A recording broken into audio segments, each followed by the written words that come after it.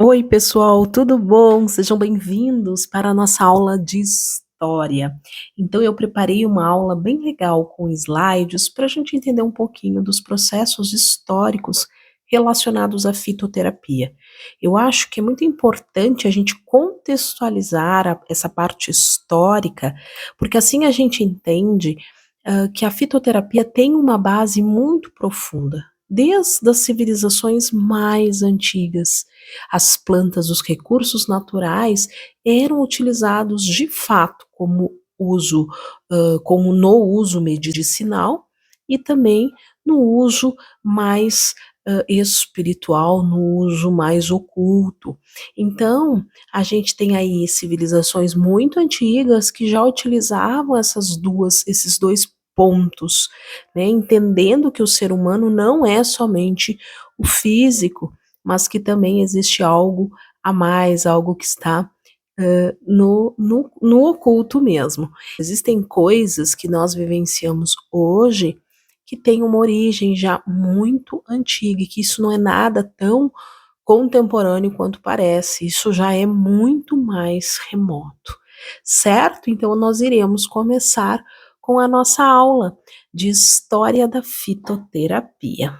O uso das plantas medicinais pelo homem acompanha a sua história. Registros arqueológicos apontam a sua importância cultural desde 60 mil anos antes de Cristo. Povos antigos, como os egípcios, gregos, hindus, persas e, mais recentemente, os povos da América pré-colombiana, aplicavam extensamente tais recursos terapêuticos, contribuindo para a construção dos sistemas de medicina tradicional dispersos ao redor do mundo.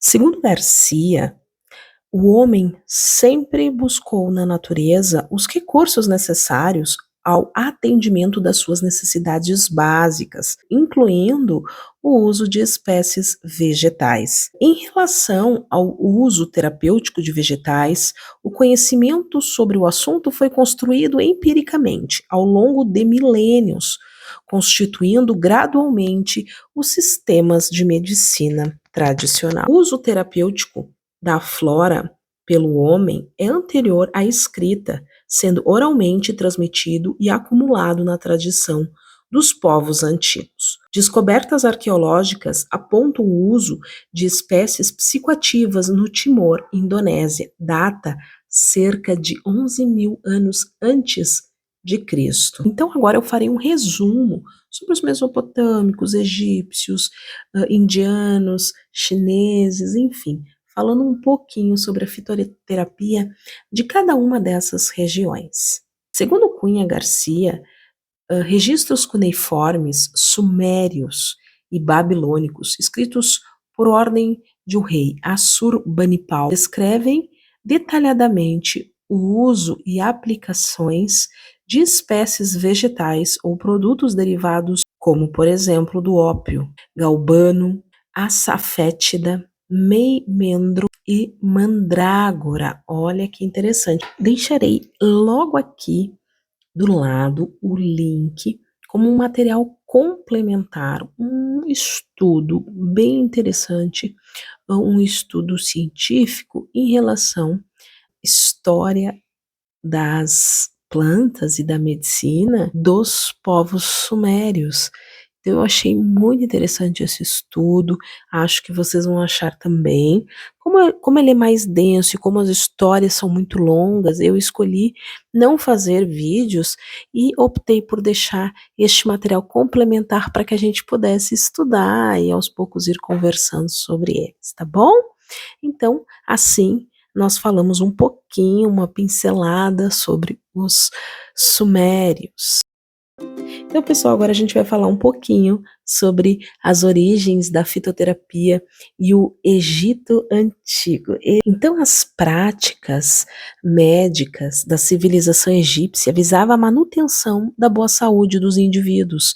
Para isso, utilizavam-se da religiosidade e de crenças mágicas para curarem enfermidades. Os egípcios faziam uso de objetos que serviam como amuleto de proteção contra as doenças da carne carne, além de rituais envolvendo tambores, música, uso de ervas medicinais, entre outros tipos de recurso para a cura. O processo de embalsamento envolvia a remoção do cérebro e das vísceras da cavidade abdominal, que eram substituídas por uma mistura de mirra, folhas de cássia, resina, incenso, entre outros processos. As plantas aromáticas como a mirra, canela, cravo, entre outras, eram utilizadas no processo de mumificação. Então, falando um pouquinho ali sobre os símbolos de proteção, né? Sobre o símbolo de proteção que ali a gente viu a chave de Enki, a gente vê que este símbolo entre outros, eram utilizados então como uma forma de se proteger também, tá? Inclusive, esses meses antes de iniciar o curso, em uma das minhas meditações, quando muito concentrada, fechado os meus olhos, eu visualizei, foi me passado este símbolo de proteção. Então, olha que interessante. Então, podemos dizer que o que conhecemos de medicina egípcia deu-se à descoberta dos papiros. Nestes documentos, de inegável valor histórico e científico, havia a descrição de doenças, diagnósticos, causas, tratamentos a serem realizados. Procedimentos tais como examinar as fezes, colocar o leite sobre queimaduras, coletar sinais vitais, escutando o coração, o trabalho do médico dividido em especialidades, o teste de gravidez, o incentivo à amamentação, a saúde da mulher, a realização das sangrias de circuncisões, eram práticas realizadas pelos antigos médicos e médicas, enfim, egípcios.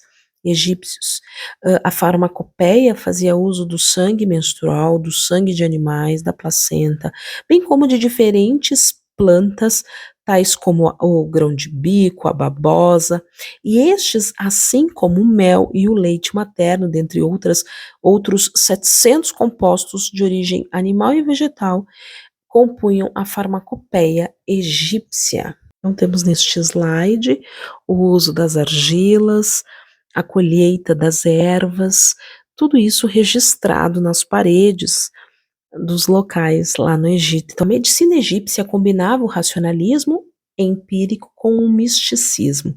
Os egípcios tiveram um elevado grau de progresso no campo da higiene. Detalhamentos eram feitos para o sepultamento dos mortos. Regras existiam orientando a limpeza das habitações e o preparo das refeições. Agora a gente vai para um tópico bem interessante. A doença era vista como sendo consequência da possessão de um demônio, ou de um veneno que o ser maligno haveria introjetado no corpo da vítima. Uma vez instalado, o demônio adoeceria a pessoa. E o que o médico deveria procurar fazer, primeiramente, era expulsar o invasor. Nos papiros médicos, intercalados com as prescrições de drogas, pode-se observar a citação de palavras mágicas que serviriam para dar maior eficiência aos remédios. Agora a gente vai falar sobre algo bem interessante, que é o uso do mel. Os egípcios utilizavam muito o mel. O mel tem atividade antimicrobiana, porque existe no seu interior uma enzima que, atuando sobre a glicose e o oxigênio, produz água oxigenada, com potente ação sobre diversos tipos de bactérias e fungos. Fato de que o mel ser uma substância capaz de carrear água e levar as células microbianas à dessecação, desidratando o meio interno. Também contribui para aumentar a sua efetividade. Os egípcios também usavam a cebola, o alho, o rabanete, que hoje se reconhece que possuem propriedades de combate à infecção. Só que interessante, a gente vê nesses hieróglifos o desenho do mel, né, das abelhinhas. Olha que bonito, muito interessante. Então agora a gente vai falar um pouquinho sobre os incensos, né? Eles utilizavam muito os incensos. Então aqui a gente vê a pintura já de Tutmoses III na frente de Amon-Ra, queimando incensos em um santuário, dedicado a Hathor. Vou deixar também para vocês, aqui do lado, como material complementar, um textinho que eu fiz sobre os incensos e os egípcios. Achei legal também de deixar como uma leitura complementar. Não deixem de ler, tá bom, gente? Então, parte do conhecimento médico dos egípcios antigos está registrada nos papiros, denominados os papiros de Edwidge Smith, Cahun e Ebers, que é um dos que mais nós vamos escutar e falar é o papiro de Ebers, 1550 a.C. Inicia-se com a afirmação: aqui começa o livro relativo à preparação dos remédios para todas as partes do corpo humano. Cunha 2005 traz este registro. Este documento é considerado como o primeiro tratado egípcio sobre o uso de plantas medicinais, descrevendo as aplicações médicas, exemplo, do ópio, da maconha, da mirra, do incenso, enfim, gente, da babosa. É riquíssimo tudo que foi deixado pelo povo egípcio. Então está aí, né, o legado do povo egípcio. Agora a gente vai falar um pouquinho sobre os indianos. Então agora a gente vai falar sobre a Índia, a gente vai fazer uma breve pincelada, porque a Índia tem contextos aí dentro da medicina ayurvédica, e isto é algo muito profundo. Daria um curso isso, né, gente? É uma formação. Então, a Índia é uma vasta península localizada no sul da Ásia, situada entre o Oceano Índico e a Cordilheira do Himalaia. Seu meio físico é caracterizado pela densidade e complexidade das condições naturais. Dentre seus rios se destacam o Indo e o Ganges, de grande importância econômica e berço dos primeiros habitantes da Índia. Os hindus consideram o rio Ganges sagrado e suas águas são utilizadas para a purificação. Na Índia antiga, os Vedas utilizavam as plantas em rituais há mais de 3.000 anos atrás, inclusive o mítico soma, planta utilizada em rituais com poderes sobrenaturais, que é citado posteriormente em textos ayurvédicos. A Ayurveda é a medicina indiana mais antiga na ciência da saúde, originada na Índia há cerca de 5.000 anos. Significa ciência ou conhecimento da vida, que tem como finalidade prevenir doenças através do cuidado do corpo e espírito. Então, muito importante salientar aqui, é um conteúdo muito profundo, não tem como a gente falar sobre a medicina Ayurveda, estudei já um pouco sobre isso, ela é complexa, profunda, mas ela vai fazer essa relação com a natureza, e a fitoterapia tem tudo a ver com isso, né? Então aqui também é fonte de muita pesquisa, e aqui todos bebem muito nesta fonte. Outro fato interessante é que quando nós falamos tanto de medicina Ayurveda quanto nós falamos da Índia, a gente vai falar do quê? Das especiarias, da masala. Nós vamos falar que essas especiarias também têm efeitos terapêuticos e ajudam na digestão. Então, os mais conhecidos como as pimentas, né, que a Índia é muito conhecida nos alimentos fortes, apimentados, o curry, cravo, canela, noz moscada, cominho, mostarda e a cúrcuma. E interessante lembrar que o chá na Índia é o chá com leite, que é o chai, né, que é essa mistura e muito consumida na Índia. Então, pessoal, falando de Índia, nós estamos falando dos Vedas, da medicina tradicional ayurvédica, e é algo, como eu falei para vocês, algo que tem uma linda conexão com a natureza. Eles também foram produtores da Camellia sinensis, inclusive estão aí como protagonistas de uma guerra entre a Índia e a China, a guerra do ópio, e sobre isso a gente vai falar no capítulo dos chás,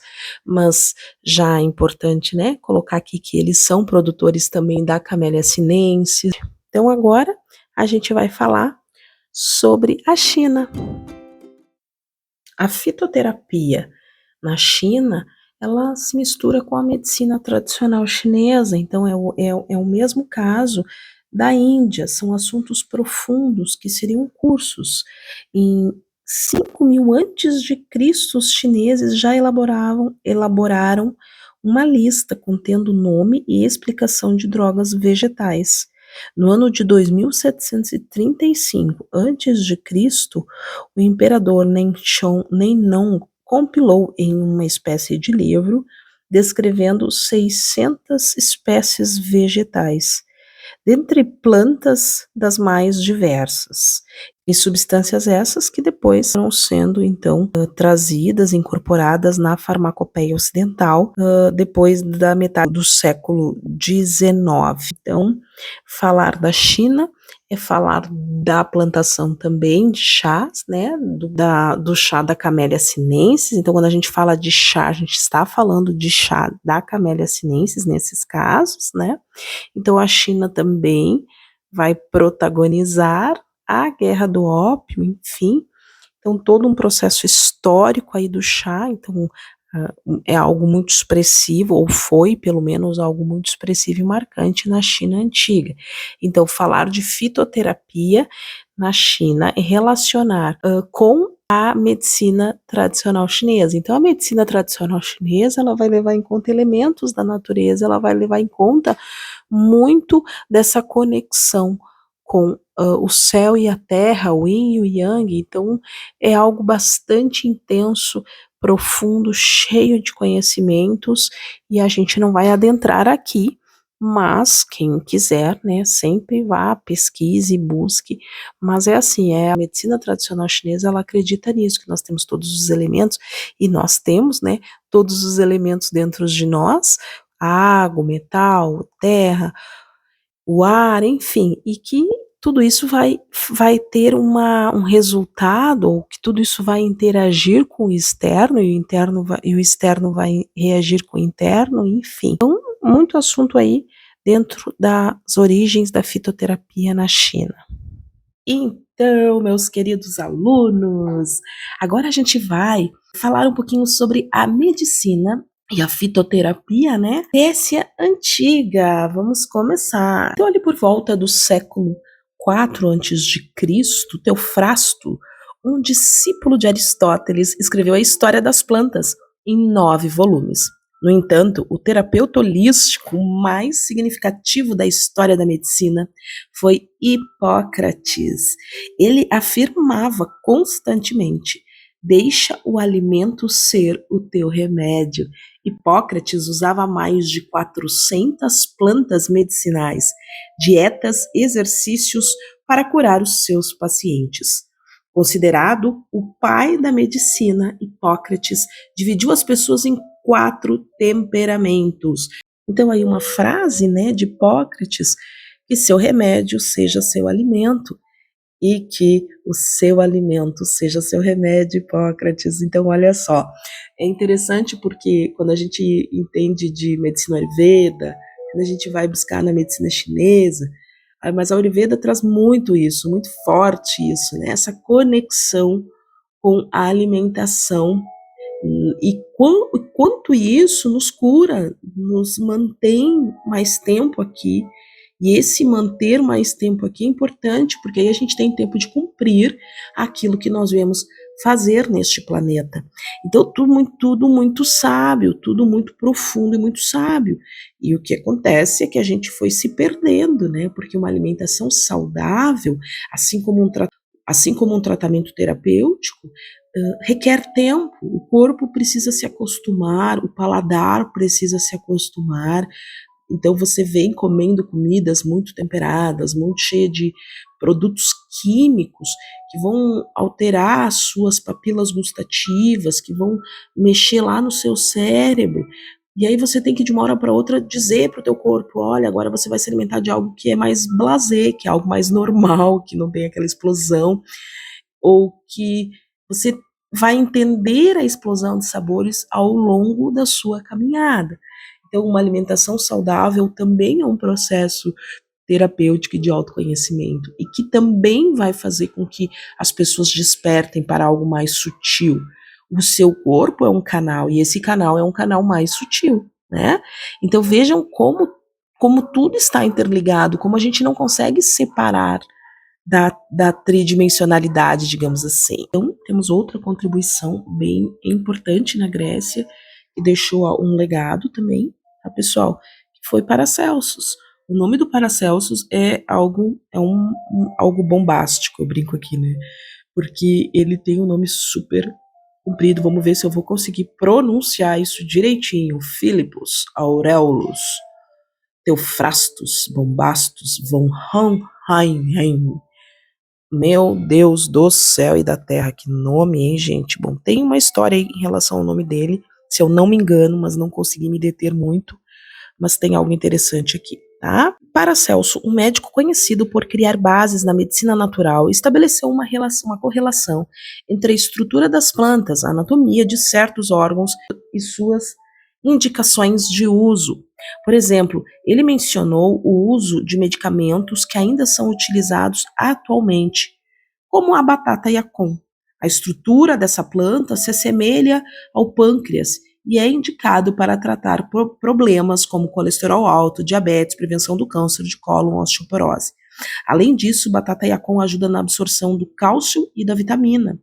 Então, olha só, a medicina se fundamenta na natureza. A natureza é a medicina e somente naquela devem os homens buscá-la. A natureza é o mestre do médico, já que ela é mais antiga do que ele. Ela existe dentro e fora do homem. Um pouquinho mais sobre a doutrina da signatura, ou signatura, criada pelo Paracelsus, estabeleceu uma relação entre as características externas das plantas como forma do habitat e interações com os órgãos do corpo humano, indicando o tratamento adequado para cada um deles. Por exemplo, o bambu é utilizado para auxiliar no crescimento de crianças com nanismo. Aqui nesse outro slide a gente pode compreender um pouquinho sobre isso. Então vejam, propriedades que existem na cenoura, vitaminas que existem na cenoura vão ser benéficas aos nossos olhos. Processos, por exemplo, como do cérebro, as nozes. Então olha que interessante, né? Tá? Eu vou deixar aqui um texto sobre isso, tá? Não vou me aliar muito, mas vou deixar um texto aqui sobre isso, tá bom, gente? Vou deixar aqui no material em anexo, vocês podem ver aqui a relação de cada órgão. Paracelsus, em sua História das Plantas, descreve cerca de 500 drogas de origem vegetal, detalhando espécies, suas propriedades terapêuticas e toxicidades, segundo Cunha, 2005, e Pires, 1984. Então a gente vai ter também contribuições importantes de Galeno. Galeno também tem um nome bem importante em Roma. Galeno, em 129 a 200 depois de Cristo, desenvolveu misturas complexas de plantas, conhecidas como fórmulas galênicas, trazidas das antigas misturas egípcias e gregas. Incentivou os oficiais romanos a verificarem a composição dos remédios preparados,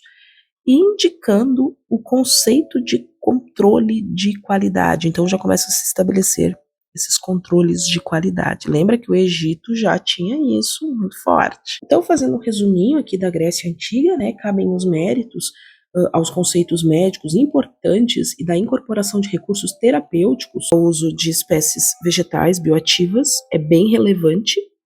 Estão aí Hipócrates, Teofrastos, né, o Galeno, e entre outros. Então, pessoal, essa foi a contribuição aí da Grécia. Claro que, né, como eu sempre digo, há de se aprofundar, há muitos relatos, há muitos estudos, então aí cada um vai buscando aquilo que tem mais interesse, tá bom, gente?